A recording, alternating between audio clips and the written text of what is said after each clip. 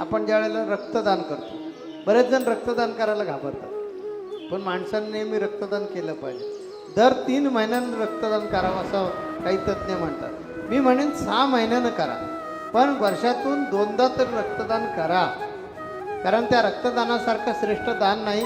कारण आज सुद्धा विज्ञानाला माणसाचं रक्त तयार करता येत नाही, ही एक बाजू. पण त्याच्याबरोबर ते दान करत असताना तुमचाही फायदा आहे, आपलाही त्याच्यामध्ये फायदा आहे. कारण आपण आपल्या शरीरामध्ये असणारं जे जुनं रक्त आहे ते दानाच्या माध्यमातून बाहेर देऊन टाकतोय.